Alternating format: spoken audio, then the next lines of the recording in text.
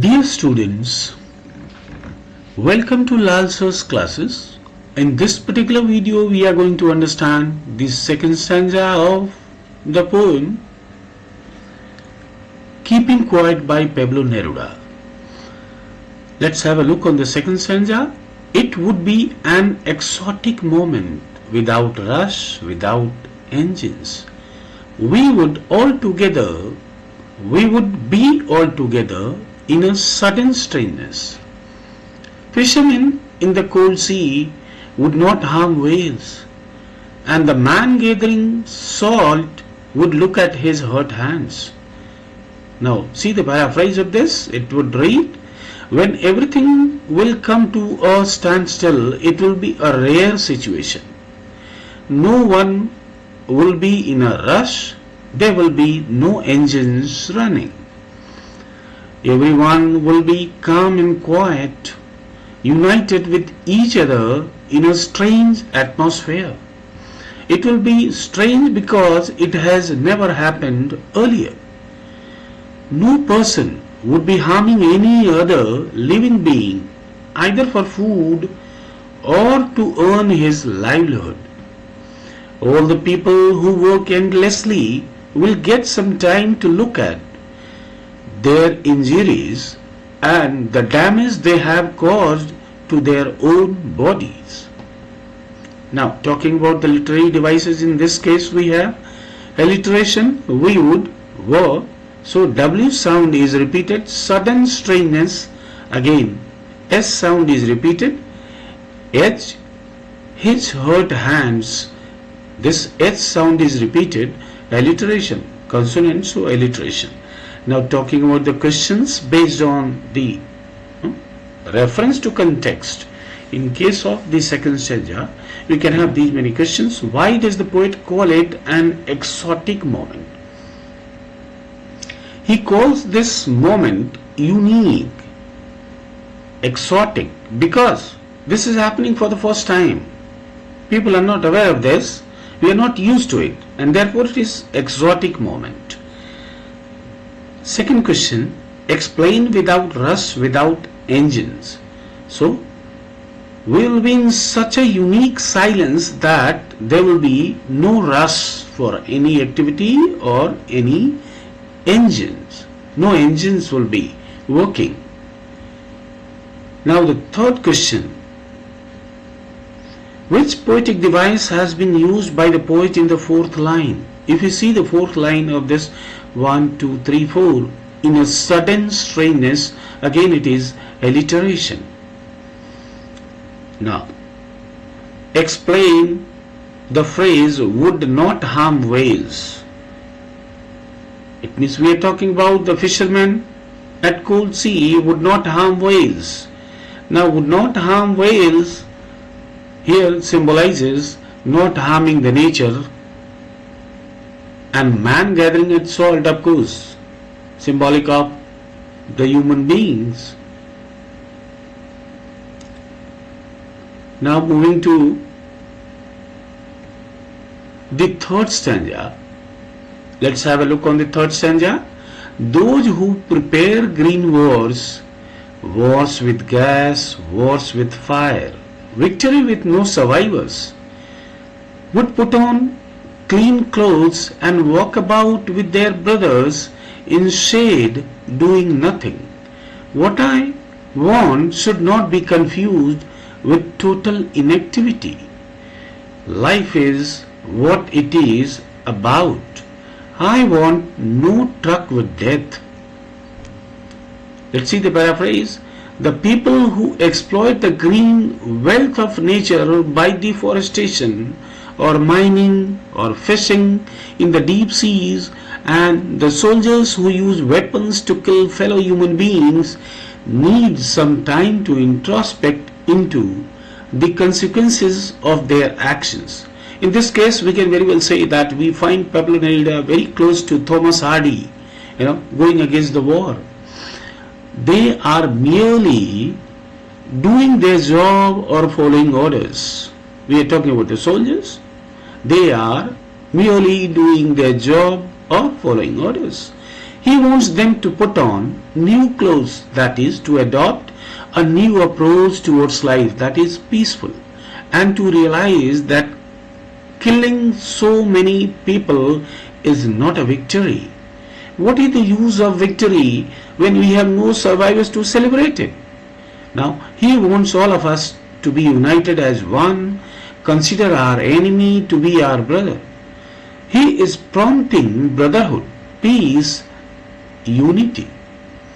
He doesn't want us to stop our work, but to take some time and analyze results of our deeds. Now, point here to be noted is life is about activity. So we should not take this word, inactive as a death. No. He doesn't want the people to die. No. If you say this, I want no truck with death.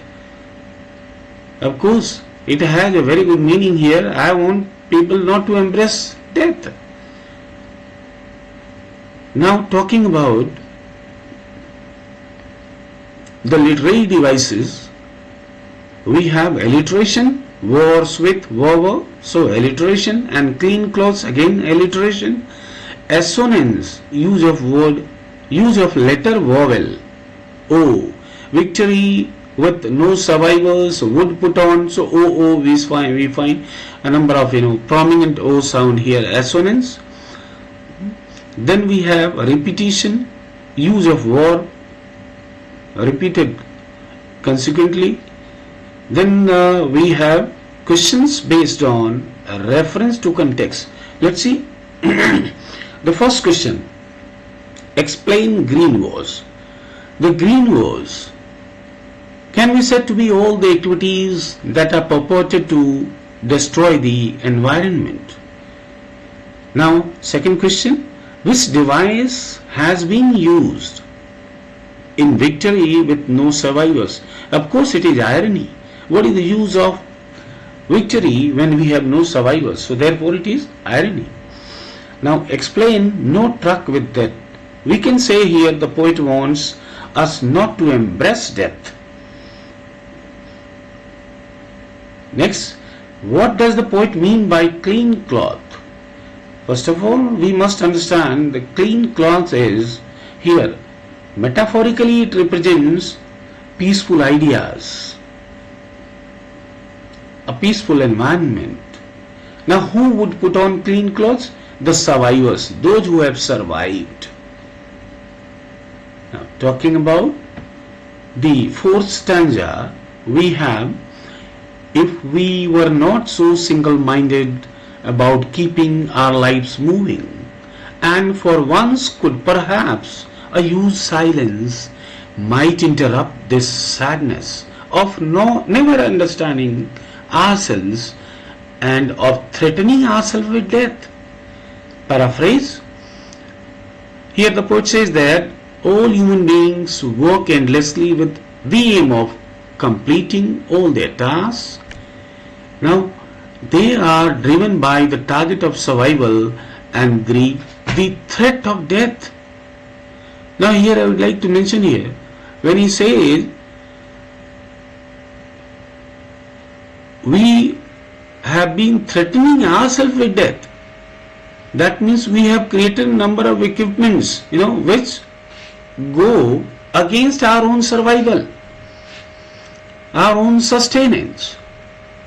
Next says, so they are in a mad rush to encompass all their works.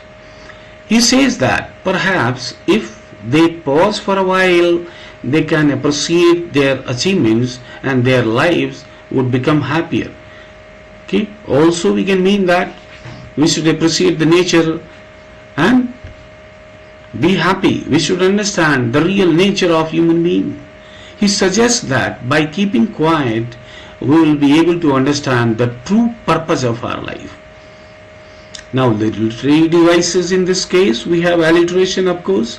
We were so single-minded, that is alliteration. Then we have enjambment, and for once could perhaps use silence. If you see this, and for once could perhaps use silence might interrupt this sadness. So when one line runs into the other to complete its complete meaning, it becomes enjambment. Okay. Now we have the questions based on reference to context. What is the reason for sadness according to Pablo Neruda? Of course, the reason is that we keep threatening ourselves with death, and we have never understood, actually. We never understand the real purpose of our life. And which poetic device has been used in the first line? Now let's see the first line. We were alliteration it is. The next question, how do we threaten ourselves with death? If you see question number 2, it says that we keep threatening ourselves with death. It means we have created a number of equipments. In this modernization, in this rush for greed, we have created a number of instruments that go to destroy ourselves. Now the next question, why are we single-minded? We are single-minded. It means we are selfish about just keeping our life moving. Talking about the 5th stanza, that is the last stanza of this poem. Perhaps the earth can teach us, as when everything seems dead and later proves to be alive. Now I will count up to 12 and you keep quiet and I will go. Paraphrase. The poet suggests us to take a teaching from the nature. Here the earth has been personified. The earth is teaching us something. So as the earth undergoes changes in winter, everything freezes, becomes lifeless, but after some time the season changes again and everything comes back to life, a new life. Similarly, taking a pause and introspecting into our lives, we will give it a new meaning. We will be able to understand the purpose of our life. It will be like a rebirth of our souls. Now the poet has conveyed to all the people the purpose of his message, and so he asks them once again to take a pause, count till 12 and walks out of the scene, keeping the scene open for all the people on the earth to experience this for times to come. And there is another meaning as well here. And I will go, I also need to introspect. It means we also introspect. Now the poetic device is personification. Here the earth has been personified. Earth can teach us. Onomatopoeia, we have count. The word sound. Okay, any sound word that will become onomatopoeia. Now talking about the questions based on reference to context. Which poetic devices have been used in the above lines? Of course, both are mentioned here, poetic devices. So personification, onomatopoeia. And the next question, why does the poet say, you keep quiet and I will go? You keep quiet means you do your introspection and I will go. I will also have my own introspection.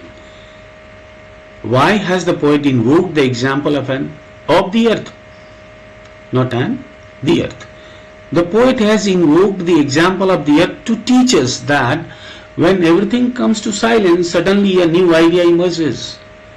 As the earth appears to be silent, but the new life emerges. Therefore, when we go to introspect, we will come up with new ideas altogether. That's all in this video. I hope you have understood the poem Keeping Quiet by Pablo Neruda. And if you like the video, please don't forget to subscribe and like it. Thank you and see you in the next video with some other item. Thank you.